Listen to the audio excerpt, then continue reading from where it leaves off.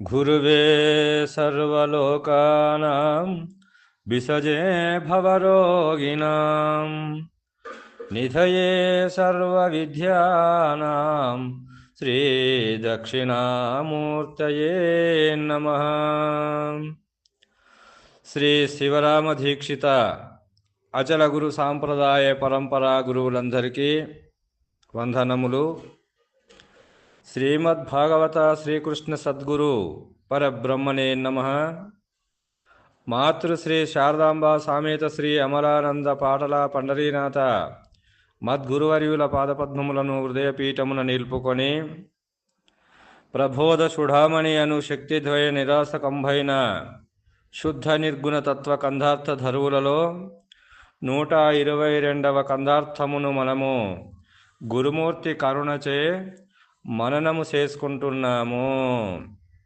ఏమంటున్నాడు ఈ కందార్థములోనంటే, పంచాశదక్షరముల ప్రపంచము తానుద్భవించే ప్రణవాక్షరమందల్చు శృతులు ఎన్నే దాన్యరుకంచని నీ వెరిగి ఎరుగో అచలము దీన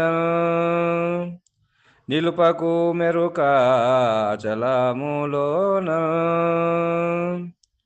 చంచాలమతి చాత చతురాక్షరెక్కువ వసిను చేదవెందుకో ఇది నమ్మకెరుగు ఈ అచలముదీన నిలుపకు మెరుక అచలములోన అని అంటున్నాడు. ఇది కూడా మత నిరసన అను శీర్షికలోని కందార్థము. పంచాశదక్షరముల ప్రపంచము తానుద్భవించే ప్రణవాక్షరమందంచు శృతులు పలుకు వెన్నే దాన్ని ఎరకంచని నీవెరిగి ఎరుగు అని చెప్తున్నాడు ఇక్కడ. కాబట్టి ఈ పంచాశదక్షరములు అని అంటే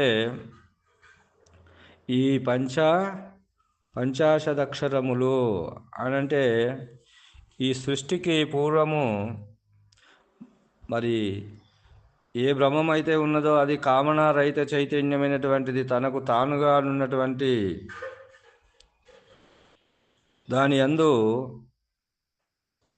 మరి ఒక అవస్థ ఏర్పడినది కదా ఆ బ్రహ్మమునందు. మరి అదే నేను అనేకము కావాలనేటువంటి ఒక సూక్ష్మ సంకల్పము, ఆ సంకల్ప బలముచే ప్రథమ చలనము అనగా అది ఓంకారము, అకార ఉకార మకార అర్ధమాత్రక స్వరూపమై సత్వరజోతమో గుణాత్మకమై మరి అదే బీజములుగా మార్పు చెందింది కదా. అంబీజము, ఎంబీజము, రంబీజము, వంబీజము, లంబీజము అనేటువంటివి. ఆ పైన దేవతలు అయితే పంచాది దేవతలకు ఉన్నారో మరి వాళ్ళకు ఒక శక్తి కావాలి కాబట్టి ఆ శక్తి అనేటువంటిది పంచ బీజములుగా పరిణామం చెందింది కదా. అదే అంబీజము, ఎంబీజము, రంబీజము, వంబీజము, లంబీజము అనేటువంటిది ఆ యొక్క బీజయుక్తమై బ్రహ్మాండాకారము చెంది ఒక్కొక్క బీజమునకు అంటే ఏ బీజాలు అయితే ఉన్నాయో ఇక్కడ మనకు పంచ బీజాలు అనేటువంటి అంబీజము, ఎంబీజము, రంబీజము, లంబీజము, వంబీజము అనేటువంటివి అంబీజమునకు 10 అక్షరములు, ఎంబీజమునకు 10 అక్షరములు, రంబీజమునకు 10 అక్షరములు, వంబీజమునకు 10 అక్షరములు, లంబీజమునకు 10 అక్షరములు అంటే మొత్తము 50 అక్షరములతో ఇది శబ్ద బ్రహ్మముగా పరిణామము చెంది వర్ణాత్మకము, ధన్యాత్మకము అను పేర్లతో సమస్త వాగ్మయముగా ఏర్పడి ఉన్నది కదా. మరి ఇదియే ప్రణవస్వరూపము అని మనకు మరి ఇదంతయును ఎరుకగా గుర్తించుము అంటే 50 అక్షరాలతో కూడుకున్నటువంటిది అది ఓంకార స్వరూపము. కాబట్టి ఇక్కడ కూడా మరి మనకు కూడా అది బ్రహ్మాండం యందు ఆ పంచబీజములు అనేటువంటివి ఒక్కొక్క బీజమునకు 10 అక్షరములచే 50 అక్షరములతో ఏర్పడినటువంటిదే ఈ ప్రపంచమంతా. కాబట్టి ఆ పంచబీజముల ద్వారా పంచశక్తులు ఏర్పడి ఆ శక్తుల ద్వారా మరి ఆ యొక్క పంచ తన్మాత్రలు ఏర్పడి ఆ పంచ తన్మాత్రల నుండి పంచమహాభూతములు ఏర్పడి అవే పంచభూతములుగా పరిణామం చెంది ప్రపంచమైంది అని చెప్పి మనం తెలుసుకున్నాము కదా. మరి అది బ్రహ్మాండ వివరణములు అక్కడ కూడా అది మరి పంచాదశ అక్షరములు 50 అక్షరములతో ఏర్పడినటువంటిదే ఈ ప్రపంచము. మరి మన పిండాండం అనేటువంటి ఈ శరీరములో కూడా ఈ 50 అక్షరములు అనేటువంటివే ఉన్నవి. ఎలా ఉన్నవి అవి మరి అని అన్నప్పుడు మనకు ఈ ఆగ్నేయ చక్రమునందు ఏవైతే ఉన్నాయో వాటితో కలుపుకుంటే మనకు 50. కాబట్టి మనకు కూడా మరి మనకు ఈ శాప విమోచనము దాంట్లో కూడా చెప్పినాడు కదా ఏమని, ఓం ఐం యోం పరమేవచ పంచాశద్ధోష నివర్ధనంచ శాప విమోచనం కురు కురు స్వహ. కాబట్టి ఏ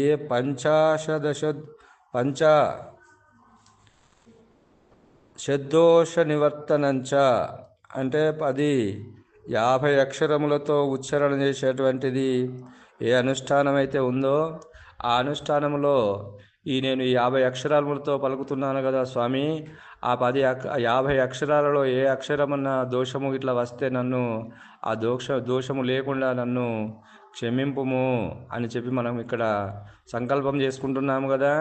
మరి ఇక్కడ 50 అక్షరాలు అవి ఎలా ఉన్నవి అని అన్నప్పుడు అది మన శరీరములో ఈ చక్రాలు ఉన్నాయి కదా, సప్త చక్రాలు అనేటువంటివి 6 చక్రాలు ఉన్నాయి కదా. ఈ 6 చక్రాల యందు ఇవి మనకు అక్షరాలు మనకు నిర్ణయం చేసి పెట్టినారు కదా. అంటే ధలములుగా అవే అక్షరములు అక్షరరూపకంగా ఉన్నాయి కదా. అంటే మనం ఏ అక్షరాలు అయితే పలుకుతున్నామో ఆ చక్రం అనేటువంటి దాని యందు ఉత్పత్తి అయినటువంటివే ఆ అక్షరములు.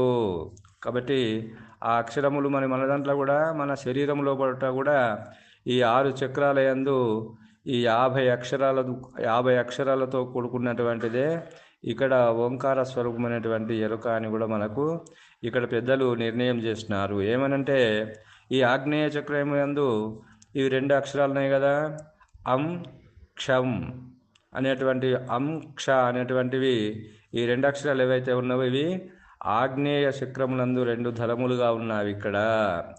మరి విశుద్ధ చక్రమునందు 16 అని చెప్పుకున్నాము కదా. మనము 16 అక్షరములు ఉత్పత్తి అక్షరాలు, అవి 16 ధలములు ఉన్నవి అని కూడా మనము చెప్పుకున్నాము. ఆ ధలములే ఇక్కడ అక్షరములు. ఆ 16 ధలములు అనేటువంటి 16 అక్షరములు అవి ఉత్పత్తి, అది విశుద్ధ చక్రము లోపట ఉత్పత్తి అయ్యేటువంటి అక్షరములు. కాబట్టి అక్కడ ఏమున్నాయి ఇక్కడ అంటే ఆ ఆ ఈ ఈ ఉ ఊ రు రు లు లు ఏ ఐ ఓ ఔ అం అహా. ఈ అక్షరాలు ఏవైతే ఉన్నాయో విశుద్ధ చక్రము యందు అవి ఉత్పత్తి స్థానములుగా ధలములుగా ఉన్నవి. మనకు ఆ అక్షరాలు పలుకుతున్నామంటే ఆ అక్షరాలు ఎక్కడి నుంచి ఉత్పత్తి అవుతున్నాయని తెలుసుకోవాలి ఇక్కడ మనం. అంటే ఇది విశుద్ధ చక్రము యందు ఉత్పత్తి అయ్యేటువంటి అక్షరములు. కాబట్టి అవి 16. అనాహతమునందు మరి 12 అక్షరములు ఉన్నాయని చెప్పినారు కదా. క ఖ గ ఘ ఝ చ ఛ జ ఝ ఇని ట ఠ. ఇవి 12 అక్షరములు అనాథ చక్రమునకు ధలములుగా ఇవి అక్కడ ఉత్పత్తి అవుతుంటాయి. మరి మణిపూరకము యందు 10 అక్షరములు అని చెప్పినారు. 10 అక్షరములు అంటే ఏవి అవి అంటే డా నుండి ఫా వరకు. అంటే డా ఢ అన థ థ ధ ధ న ప ఫ. డా నుంచి పా వరకు అవి 10 అక్షరములు.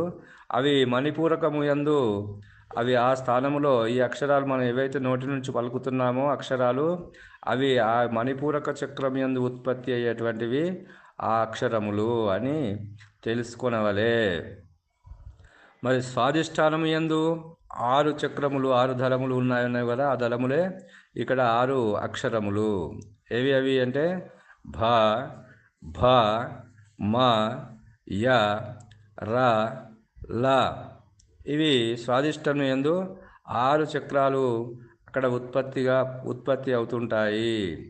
కాబట్టి ఆధారం యందు 4 అక్షరములు వా, షే, ష, స అనేటువంటివి 4 అక్షరాలు ఆధార చక్రముని యందు అవి ఉత్పత్తి స్థానముగా ఉన్నవి, అవి ఉత్పత్తి అవుతుంటాయి. మొత్తం ఎన్ని ఇక్కడ అంటే ఈ 50 అక్షరములు.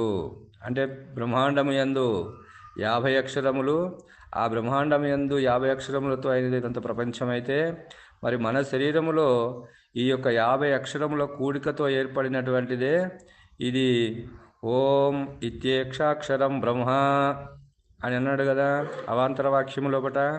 ఆ అవాంతర వాక్యము లోపట ఓం ఇత్యేకాక్షరం బ్రహ్మ అంటే ఏకాక్షరం ఏదైతే ఉన్నదో అది బ్రహ్మము అని చెప్పినారు కదా. ఇక్కడ ఈ 50 అక్షరములతో కూడుకున్నటువంటిదే ఇది ప్రణవ స్వరూపము, ఇది బ్రహ్మము, ఇదే మరి ఎరుక అని ఇక్కడ తెలుసుకోమని మనకు చెప్తున్నాడు భాగవత కృష్ణ ప్రభువు. అందుకొరకే మరి పంచాశదక్షరముల ప్రపంచము తానుద్భవించే ప్రణవాక్షరమందంచు శృతులు ఎన్నే. శృతులు కూడా ఏమని పలుకుతున్నాయంటే 50 అక్షరములతో కూడుకున్నటువంటిదంత ప్రపంచము, ఈ 50 అక్షరములతో కూడా ఈ ఎరుక అనేటువంటిది నీలోపటనే ఉన్నది నాయన. దీన్ని నీవు ఎరుగు. మరి ఎరిగి అచలముదీనం శృతులు ఎన్నే దాన్నే ఎరుకంచని నీ వెరిగి ఎరుగు. 50 అక్షరములతో కూడుకున్నటువంటిది ఏదైతే ఉన్నదో ఇక్కడ అది ఓంకార స్వరూపమైనటువంటిదే, అది ఎరుక. కాబట్టి ఎరుక ఎన్నిటితో కూడుకున్నది ఇప్పుడు అంటే 50 అక్షరములతో కూడుకుని అది శబ్ద బ్రహ్మముగా ఉన్నది. కాబట్టి ఆ శబ్ద బ్రహ్మం అనేటువంటి ఓంకార స్వరూపమే ప్రణవ స్వరూపము, అదే ఎరుక అని నీవు ఎరిగి మరి ఎరుకంచని వెరిగి ఎరుగు అచలము దీనన్ నిలుపకు మెరుక అచలములోనన్.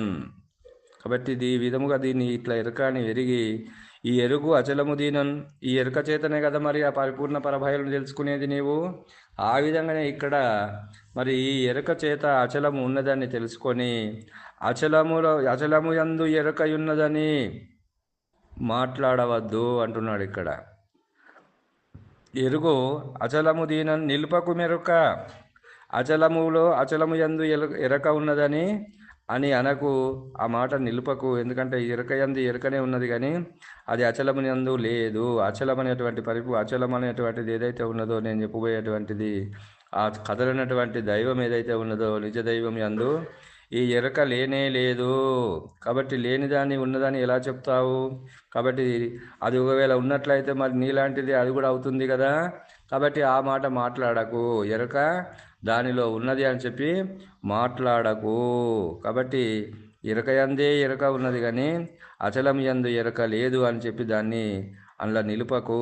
ఎందుకంటే నిలిపితే అది కూడా చలన స్వరూపమే అవుతుంది, అది కూడా ఓంకార ప్రణవ స్వరూపమైనటువంటి ఎరకనే అవుతుంది. కాబట్టి దాని యందు ఎరక అనేటువంటిది లేనే లేదు అని మరి తెలుసుకో. కాబట్టి నిలుపకు మెరక అచలములోనన్ చెంచాలమతి చేత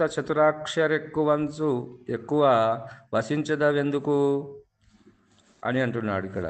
అంటే ఈ సెంచాలమతి చేత ఏకాగ్రము లేని బుద్ధి చేత వస్తునిచ్చే జ్ఞానము తెలియక చతురాక్షరి అనేటువంటిది ఏదైతే ఉన్నదో ఆ ఊ మా అర్ధమాతృక అనేటువంటిదే అది ఓంకార స్వరూపమని, అది నారాయణ స్వరూపమని. నారాయణ అంటే కూడా 4 అక్షరాలు కదా, అది నారాయణ మంత్రం అని జపం చేస్తున్నావు కదా, అది దానికన్నా మించినటువంటిది లేదని వసిస్తున్నావు కదా. ఎందుకు అట్లా మరి దాన్ని వసిస్తున్నావు అని అన్నప్పుడు అది గొప్పదిగా గుర్తించి అందుకై నువ్వు ఎందుకు కృషి చేయుట, ఎందుకు దాని కొరకు అది కలిసి 4 అక్షరాలు కలిస్తాయి కాదు కదా, అది 50 అక్షరముల కూటముతో కూడుకున్నటువంటి కూటమి, అది ఓంకార స్వరూపము. కాబట్టి 4 అనేటువంటివి యావృత్తులు, అకార ఉకార మకార అర్ధమాత్రక అనేటువంటివి యావృతులు.